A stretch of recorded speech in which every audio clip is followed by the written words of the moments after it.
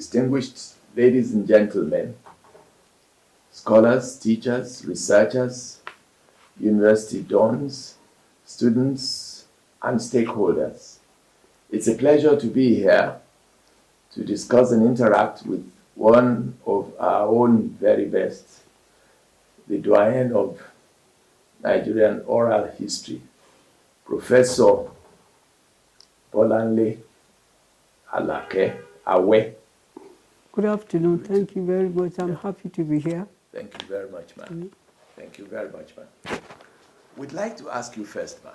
Let me open the question with your elite education, your exposure, your experience gives room for standards, for very high standards. Do you still enjoy those standards in Nigeria's former centers of excellence? Well, we were lucky that I went to good institutions, good schools all over in Nigeria and outside the country. You're quite right that we should be concerned because it looks as if the standards are falling. The standards are really falling everywhere you go, not only in the institutions of learning, but even in places where you give service to people, the banks and so on. The standards are falling. People are casual, they are indifferent, they do not feel concerned that they have to give service to their customers at the right time. And I suppose when you think about the institutions of learning, some of them are doing quite well, but some have difficulties, which they ascribe to the fact that the facilities are no longer there. Therefore, they cannot give the type of service which we were able to enjoy in our own time. So we do have a problem. We do have a serious problem. Now, Nigeria has experimented with diverse models of governance and administration. Westminster, military, American presidential system, and so on and so forth. There has been no homegrown formula so far. What is fundamentally wrong? Well, you know, we were under a foreign government and they virtually sold to us the idea of their own form of government. And we bought that. And I think to a large extent, we try to use that to govern ourselves. I think the only place where one could say there's a little bit of difference is in the local government, where we try to use our traditional rulers and the local people in the environment to govern our people, to let them know what we want and what is good for them. But otherwise, we have inherited a system, and it's a system which is not peculiar to Nigeria. There are other countries of the world where you have the same sort of system, the parliamentary system and so on. And so there's no problem in that. I think the problem is the question of our understanding that we are looking for a democratic system. And therefore, within that system, we must apply the norms of democracy. And those are because we have not tried to apply those norms, we do have problems. But it's something that we have to learn, we have to talk about, that our leaders have to be able to say that they appreciate and are prepared to apply and work within the democratic system. If that is what is fundamentally wrong, and until we do that, no way forwards, as it were, as far as I can see. Thank you very much, ma'am. I'm grateful for your candor and for your frankness. Now, ma'am, more recently, there has been a mass exodus of skilled manpower from Nigeria. Young people also, and then also with it, capital and financial flight. Yes. Yeah. Now, there does not seem to be any end in sight. Yeah. And this does not augur well for us? It's a very serious problem that we are losing our young people, the people who should succeed us and build up the country and continue to build it up. They are moving away. But they are moving away for some good reasons. Some of them because they do not have jobs. They look outside the country to look for jobs. Some of them because the educational system is not satisfactory. They try and go elsewhere to see whether they can get better education, especially if their parents have the resources to do so. But we know that even that is a failure. But the problem is that we do not have the resources, the capabilities to engage these young people, to encourage them to stay and to be proud of the fact that they are Nigerians and they can serve this country and be in this country and make good in this country. I think that is our problem. And in addition to that, I think you raised the question of the migration of our resources. That, again, is a very serious problem and an extremely serious problem. And it can be attributed to the slackness, the incompetence of our rulers. I can talk in terms of draining of our gold resources in places like Ilesha and so on. They're going, Chinese people and others come, they come to explore, they mine, and they take away these things without anybody saying anything. The local people do not really appreciate the gravity of what is happening. They are quite happy to welcome the Chinese and all these other people, so long as they give them some money and to say, we'll give you some money so that you allow us to mine here and there. And that's the end of it. But it's a very serious problem which I think we have to look into. And at the moment, it does not look as if there is an end in sight. But it may be if we get a good leadership, things might change. It's not, I cited the question of Osun State, but long before now, we had it in the place where they were also mining in other parts of Nigeria. I can't remember the name of the place, but that had been going on for quite a while. And we haven't tried to do anything about it. But perhaps as we become more aware of the fact that we are losing and that we need the resources for our own development, perhaps we'll sit up and do something about it.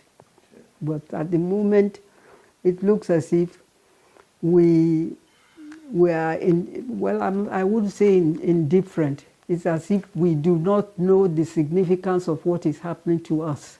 At least our leaders don't seem to realize the significance of what is happening. We're losing our mineral resources. Our gold is going away just like that. And nobody seems to be worried about it. Thank you so much, ma. It's a good thing because people like you are speaking up. The younger people and the government of the day should realize that there is some problem here. Yeah. But let me divert a little bit, ma. You were the country representative for Macarthur Foundation at some point in your career. Having served as an academic, a university teacher, a researcher, an advocate of women's rights and so on, and so you offered also to serve in that capacity. What was the major significance and contribution of that foundation? Of the foundation when you were the country representative? I enjoyed being the country representative of Macarthur when I was there. And it was a good opportunity to identify young people who have the potential and give them the opportunity to develop. Right. And quite a number of them developed and did extremely well. There were NGOs that were also sponsored by Macarthur. And personally, I also learned quite a lot from Macarthur. my first report there, I was so apologetic about my performance. But the officer in charge in Macarthur, when she looked at my report, said, look, you have done well in some areas. Why don't you emphasize that? That in America, we emphasize the good points, not the weak points. And I was shocked. And then she laughed and said, of course, you are British trained. The British are always very conservative and reserved about their achievements. But that in America, you blow your trumpet and let people know that you have achieved. Right. So, Right. and in that way, Macarthur had helped, and not only with people like me, with other younger people. We had a panel where we chose young people who were appointed into various places or who had projects which we encouraged them to develop. And Macarthur was very useful and helpful in that place. And a number of NGOs I remember a number of NGOs have developed as a result of Macarthur's initiative, and they're doing quite well. Because I also noticed that you used your experience to help the cause of women, as you had always done since your early days in the university. And so you become a mentor to so many, and they keep saying it up to the present day. How do you assess your work with women, especially with the development of women and with affirmative action?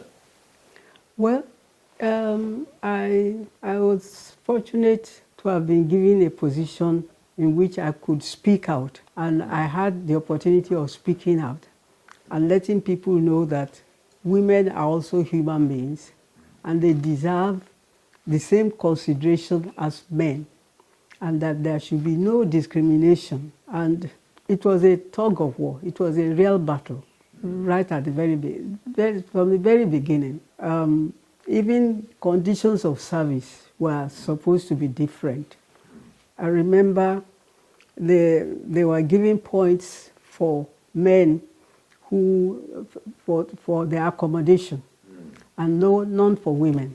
I went to see the registrar to say, what's happening? And he said, well, you're a woman, and all that you need to do is to appeal to your husband to be nice to you and help you. And there was a time when there was competition in the department, and I thought I deserved that consideration, first consideration. And I went to my head of department to challenge him. And he said, well, don't you realize that you're a woman, that you cannot have the same progress and development as a man? I was so upset that I wrote to the Vice Chancellor and said, look, I thought the Constitution is quite clear that we are equal, but obviously my head of department didn't think so. He must have spoken to the head of department, because he called me later and said I was only joking. But I knew he wasn't joking, that he really felt that women were second-class citizens. And that still is a problem. I read the newspapers every day, and you will still see the battle that women are fighting to ensure that they get recognition, that they are treated as equals with their male counterparts, especially when they do have the same qualifications, the same gumshot and so on, that there's no reason why there should be any discrimination. And that we are also trying to ensure, but at the same time contribute to the development of their homes, because that is important. Whether we like it or not, the women are the ones who are looking after the children when they are young, and we mustn't neglect that. But at the same time, we must organize ourselves in such a way that we are able to cope with our jobs or whatever we do, and also cope with our homes, and relate well to our children and bring them up as they should be brought up. and in fact also give a good background for the development of the man. Because if we do not, then the man can't go very far.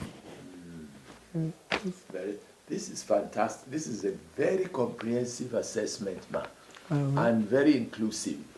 I mean, which also reflects what we knew you for and what we still know you for. Your generosity, your largeness of heart, your magnanimity. That's very kind of you. As it is now, ma'am, because you've assessed the state of the struggle that women are going through, how would you like women, and men too, to remember you?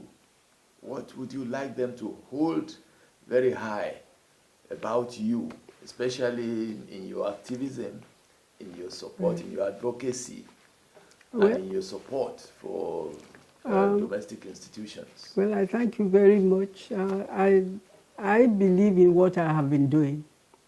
I don't know, even in my younger days as students, I remember in Oxford, I had to tell my lecturer, the person who interviewed me for admission to Somerville College, she said there's no African history. And I said, look, there is African history. And she said, go away. And I went away. But the principal of the college called me back and said, they have decided to give me admission. And I was surprised. And she said, it's not because we are convinced, but we like the way you stood up for what you believed in.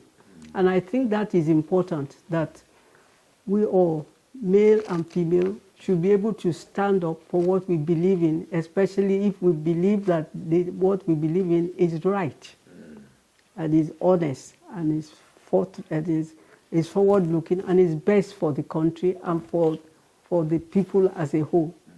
I think that is, I would like to be remembered for that, and also for the fact that I'm happy that I relate quite well to the younger generation, especially the female younger generation.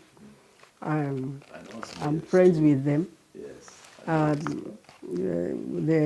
you know, the women's WADOC is there, and I still go there occasionally. Right.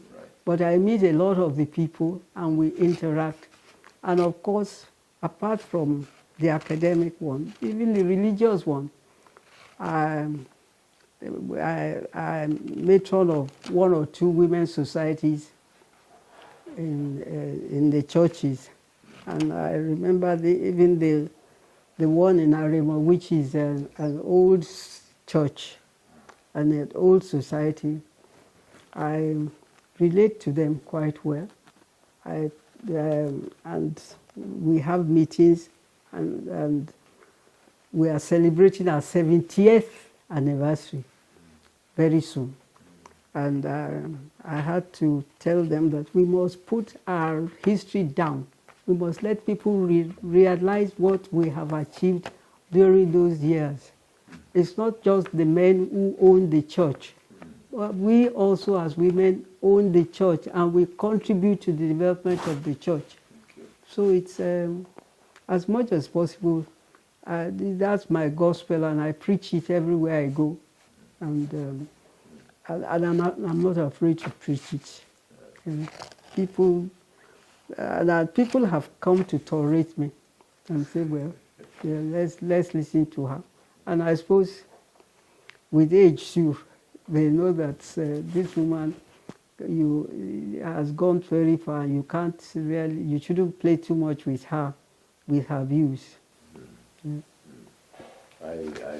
are grateful to you, ma'am, because this has been extremely useful, especially for the conscientizing of younger people. Yeah. Especially younger students, in the university, especially younger females. Yes. You know that people rise up to try and help them, especially when they're just coming in, because we realize that they are vulnerable. And so we tend to give them preferences in treatment in regard to their male counterparts. Thank you very much for what you have done in the past. Now, given your pedigree as a very resourceful institutional pioneer, because you pioneered the study of oral history and formalized it and got a chair in it, and later became the director of the Institute of African Studies, where you also pioneered a number of initiatives. We were part of the history, so we can say it, and we know it. Now, what nuggets of wisdom and practicality would you like to leave behind, especially for quality assurance, for service delivery, and for sustainability, especially in regard to your own legacies, what you had done? Well, I think what I would like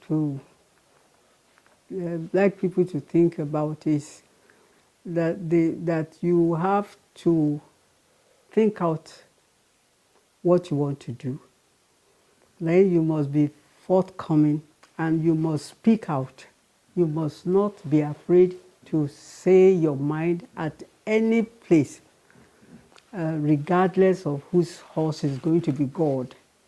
That I think that is all that I would like to leave behind, and that you should also be tolerant of other people's views, and encourage the younger people, especially the women. They have their own views, and hear their views, and relate to them, argue with them, discuss with them, and see whether we can arrive at some agreement and some conclusion. You remember one of your major pet projects at the University of Ibadan?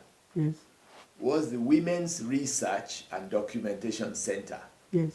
Which had flourished, and for which you also helped to garner resources to uphold it and to sustain it. Yes. Yeah. Looking back Yes. now, especially as it has become a resource for young people, young women, and young men too, it's all inclusive. Mm. What are the highlights you would also like to raise in regard to this? Well, the issue of Women's Research and Documentation Center came about because some of us felt we were being badly done by, that we were not getting the respect and recognition that we deserve as women, that there is not enough information about the contribution of women to development. And it was in that light, which coincided with the time when they were having these international conferences on women. And we found that here was an opportunity for us in Nigeria to do something about it. And I was happy that there were quite a number of women of like minds, even in the University of Ibadan and in other universities. And we came together to establish WODOC. And WODOC wasn't just for Ibadan. Nsukka was involved, Ife was involved, and so many other institutions. And I must say that we also had the support of some men, enlightened men.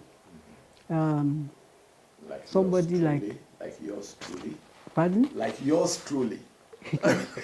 Okay, all right, like yours truly. Yes. When we started WODOC, I think I've mentioned it probably in my biography that Professor Banjo was extremely supportive. I'm not surprised. His mother was one of the first trained teachers in Nigeria, and he saw what we were trying to do, and he encouraged us. We had to sign agreements with so many institutions. And he did that. And he encouraged us to move to Ife, to other places for conferences and so on without any difficulty. So I think one must acknowledge that it's not, even though it's we women who are pushing and pushing, but then we think of something like Lady Bank Anthony Hall. It was built by Chief Bank Anthony, Yes, yes. in memory of his wife. Yes. But that's also, we feel that that hall was really built for our use for a long time, because it's very near the Wardock building, and we hold meetings, we hold all sorts of events there. But that was also done by a man, so we mustn't play down the contribution of men in all this. But the push has always been, by the women. And it's interesting that in the various universities, we had supporters. We even had at one point a journal which was edited not only by people at the University of Ibadan. We had, I think, people from Lagos and other places were also helping with the editing and distributing the journals far and wide to all over not only in Nigeria, but in other places where we went, we were preaching the gospel and handing them the journals. And some were very surprised to see that we were able to do as much. And of course, now women have become very confident, and we now have people who have written, women who have written books on what women can do. In fact, next month or so, we're going to launch one on women in agriculture. And it was written by one of the first women, in fact, the first woman professor of agriculture in the country. And there are so many others.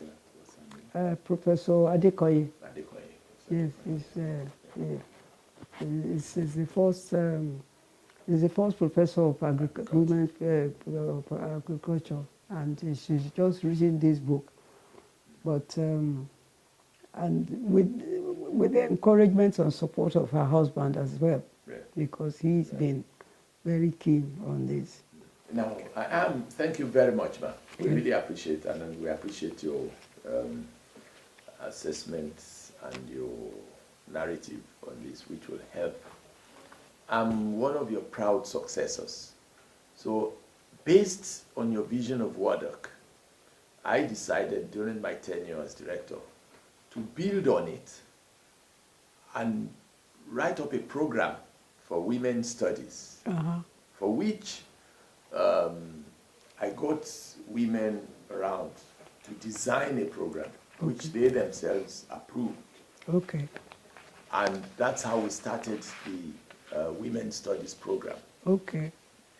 The first, of course, not only in Ibadan, but the first around us, so that we could have degrees awarded in women's studies. Yes. I remember that the Vice Chancellor of the time said I should go and write up a development program and write up a curriculum and bring it. And that's how we got the first positions defrosted. Okay. Now it's flourishing, and your memory is attached to it too. What further advice would you like to give us in the development of the Women's Studies program? Well, I think the emphasis should also be on the search for knowledge, research, and organization in such a way that you bring into the field not only just the women nearby, but as far as you can get, stretch out to Canada, to Australia, wherever, and also try and get some of the men to come and join forces with us and work with us. Yes. Because and welcome them. And I'm sure our women will welcome them. I believe so. Yes. And actually, we call it gender studies program, not only women, so that we'll be sure that there's a balance. Okay. As you yourself will advocate, Yes. that we should always maintain a balance. So we call it gender studies. But women are very active on it, and men are very active on it. I'm very happy to hear that. I'm very happy to hear that. Thank you very much. Yes. Now, well, it's part of what you taught us. We learned with you, and we're happy. And I also remember that I was on the committee, that very first committee of the WordOc, when we used to meet in your office, in your room, in the institute, Okay. which was the room I inherited. Now, how do we make or remake Nigeria, given the present circumstances? Well, it's not very difficult. If some of us are determined that Nigeria will survive and survive well, we can do it. Some of us have been laid back. We allow these rascals, there are quite a number of rascals, to come and control the country. But we must be more active, for instance, in choosing our leaders. And we must also encourage not only men, but women to be active in the building of our society, in the building of our country. I think there is no end to it, and we must fight. We must fight, we must struggle, we must speak out, and we must encourage the men who are in support or who understand what we are fighting for, so that all of us work together for the good of Nigeria. I think that's what I would suggest. Thank you very much, ma'am. We appreciate you, but now we know that there are now generations of Nigerian women whom you have trained. It's not only one generation now, there are generations of them. Yes. And you and some of your colleagues, especially those women activists that you yourself had documented. You remember that you used to document them, and you used to ask us to put them in the library, in WordOc, so that they're there for consultations. Now you have joined their generation too, of those ancients, the women who multitask, who work hard, who support their homes, their husbands, and their children. Now, how do you assess your efforts in this direction? My own effort? Efforts in building up this consciousness. Well, the women who have succeeded, particularly in the world, I can think of people like Layiwola, I can think of her daughter. I can think of so many women who have achieved. What I do is to try and talk about them, write about them. When I was still active, I used to encourage them to come and talk to us. And I'm sure the younger generation will be doing that as well. And I think that's one of the ways in which you can move on. I don't know whether I've answered your question. Yeah, I can add a little to it, Ma, that so far, from the time you started, yes, up till this point, yes, in Nigeria, are you very hopeful? Are you happy with the development? Are you happy so far? The development of Nigeria or women's up? Well, I'm a bit happy, but not too happy. I read the newspapers every day, and I always look out for areas which talk about women. I always try to identify the women, what are they doing. And I really look at photographs in the newspapers, and I see how many women in a picture where about 7 people, how many of them are women. I always try to find out 1 or 2, and what are they doing there? Are they just figureheads, or are they playing an important part there? I'm still not satisfied, and therefore I keep on searching and looking. Every newspaper I read the newspapers every day. The first thing I do is I look at the headlines, whether a woman has been headlined or not. I look at the photographs. Are women featuring the photographs? I look at the way women are also pictured in the news. Are they doing well, or are they not doing well? These are things that I keep on searching for. I'm not. I don't think the battle is over. It's a continuous one, and I hope that others will continue. And I'm sure there are others who will continue and do even more than I have done. Thank you very much. We're very grateful to you for opening up and bearing your minds on these issues, because they are important, especially for the lifelong mentoring that you've always done, that you have done so far. Yeah. We're very grateful. Future generations of women will remember you for it. They will certainly remember you for it, especially given the documentation that is available. What other things would you like to say, which you want the generation of younger people, especially those in the diaspora, and some of whom might return, how would you want them to pick up the thread and continue from where people like you stop?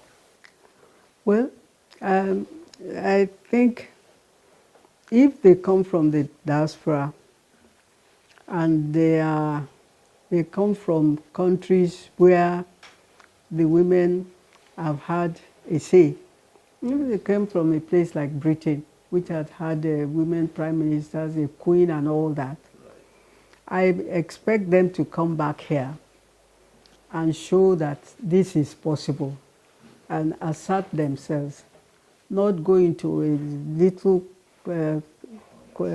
place and hide them. They should come out and speak. And I'm sure the more they speak, the more they will be respected.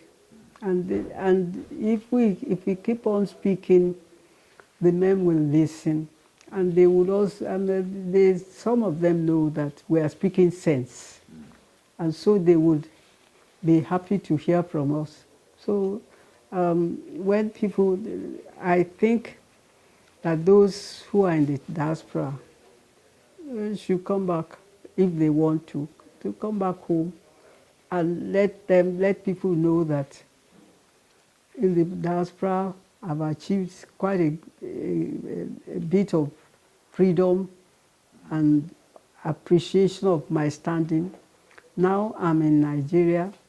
I also want to enjoy that type of freedom, and I want people to appreciate me for my contribution, for what I have been able to do. And I think that it's very important that that should be so. And also, of course, for the younger ones here, especially those who are just coming out of the universities and so on, I think once they can prove themselves in the universities that they have it, that they are as good as anybody, then they should not sit back or hide. They should make themselves known that I also can do this and volunteer and work and relate to other people and let them know that the world is for all of us, not just for the men, but for all of us. I think this is extremely important. Thank you very much, ma'am. Yeah. How has culture, not only as a field of study, Yes. but also as a field of existence, Yes. how has it helped your activism and your advocacy, as well as your scholarship? Yeah. Well, our culture, I also often wonder what her culture has been. Has it really made women second-class citizens? Or are we, as our culture, giving us the same status as the men? I think on the face of it, it looks as if our culture has made us second-class citizens, but that is not true. The men also know that when it comes to certain areas, the women are the players. When it comes to maintaining the home and ensuring peace, the women are the players. Even going out and working in the markets and so on, who are the most people in the markets? It's the women. They are the ones who are buying and selling and talking to people and so on. And I think we should keep that in mind all the time. I don't know. Thank you. Women are especially gifted with multitasking. Yeah. They are able to do so many things all at the same time. You know, in the homes, they are cooking, they are feeding the children, they are looking after. They seem to be especially gifted in this. Yes. Do you believe that there are strict gender roles? Well, the men like to think that there are gender roles. For instance, they think that it's the woman's business to cook, to feed us. And somehow, for the women, cooking is no big deal. You can do it. But you will see, when you look at the television and so on, you see women also in the farms. They are planting, they are harvesting, they are doing all sorts of things that men think that they are doing. We have also accepted the fact that the women are in the home, that they keep the home going. And I think most women are proud about that. Yeah, we're very proud. And we also feel that we have a responsibility for the children. If the children turn out not to be as good as they should be, a woman feels very unhappy and feels that perhaps she has not done enough of the training, the upbringing of the children. I think the men recognize the fact that we have to work together, that they cannot do it alone anyhow. And the women have their ways and means of getting things done and encouraging the men to help also to get involved. So, and when the two of them are involved, I think... Very true, very true. I'd like you to, as one of our leaders from the past, I'd like you to talk generally on the kind of Nigeria you would like to see after this generation. Well, I would like to see a Nigeria which is free, where people, regardless of their sex, can speak out, can be recognized for their merit. In Nigeria, where there is justice, where the leaders, our rulers are honest and straightforward, and in Nigeria where people who fail to do what they are supposed to do are brought to book. I think it's very important that we must make people realize that if you do the wrong things, then you must pay for it. I think that sort of Nigeria I would like to see. Thank you very much. Thank you. We're very grateful to you. Would you like to give a parting shot? Because the whole world will be watching. Would you like to give a parting shot to Well, my parting shot is I pray that Nigeria will be great, and Nigeria will be great. It will grow, and it will be one of the leading countries, not only in Africa, but in the whole world. I pray for that, and I believe that it can achieve it. We have the potential for it, and we will do it, and our people will do it. Whether we are here or not, those who are coming will achieve it. Thank you very much, ma'am. It's such a great pleasure discussing with Professor Bolanle, who had been a surrogate mother and mentor. We're grateful to you, ma'am. Hope Ajidi Arama Ajeo. Ẹ adúpẹ́. Ẹ kú iṣẹ́. Ẹ ṣeun. Ẹ ṣé adúpẹ́, ma. Ẹ ṣé, ẹ kú iṣẹ́. A rí yín pẹ́pẹ́pẹ́pẹ́. Àmín, àmín, ẹ ṣé, kò sí nǹkan tó máa ṣẹ̀yìn náà.